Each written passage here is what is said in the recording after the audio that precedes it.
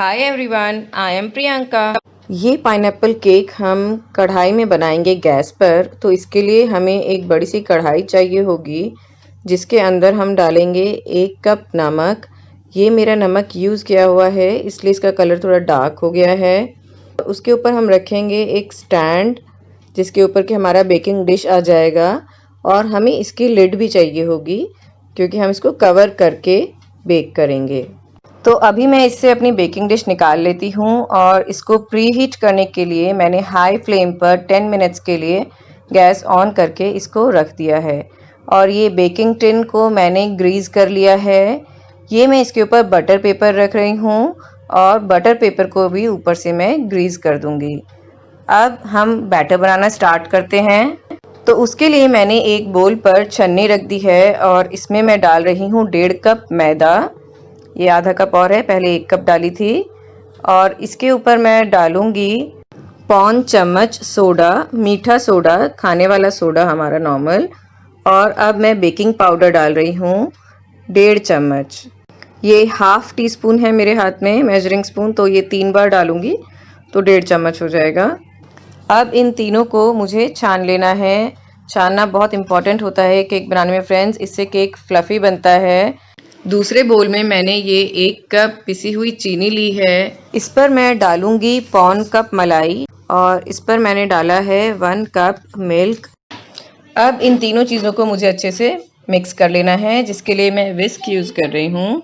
और ये देखिए, जब ये स्मूथ हो जाए तो मैं इसमें मैदा, बेकिंग पाउडर, बेकिंग सोडा वाला जो मिक्सचर था वो आधा डाल रही हूँ अप्रॉक्सीमेटली, और इनको फिर मैं विस्क से मिक्स करूँगी। ये देखिए, ये मिक्स हो गया है और ये बैटर गाढ़ा है तो मैं इसमें थोड़ा दूध और ऐड करूँगी। ये 1/4 कप मैंने दूध डाला है।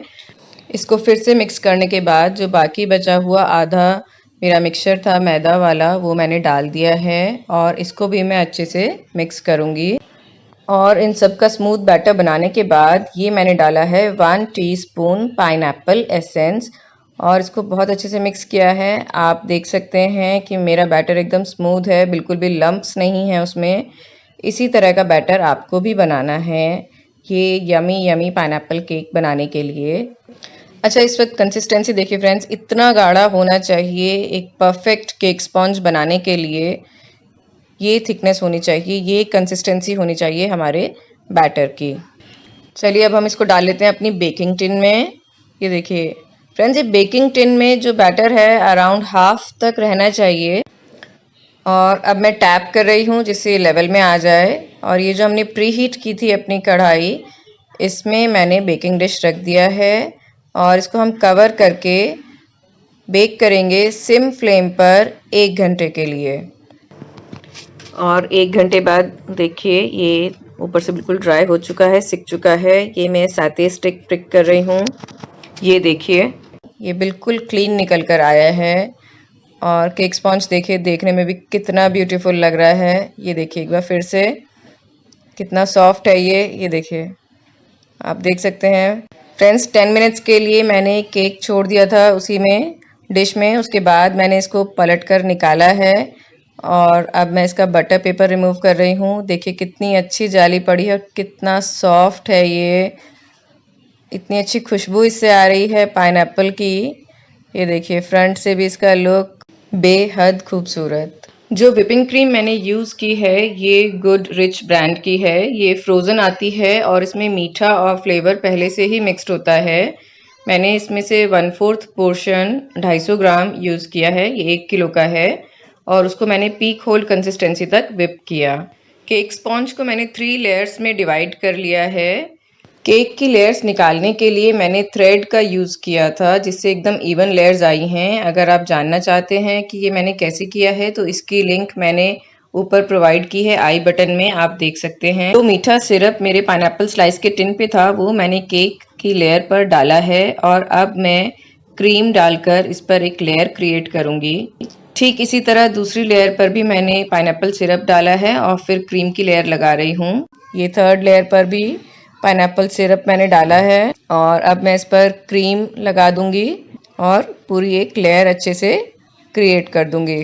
और ये मैंने एजिस पे भी लगा लिया है। अब पाइपिंग बैग में भरने के बाद मैं इस पर ड्रॉप्स लगा रही हूँ। ये देखिए।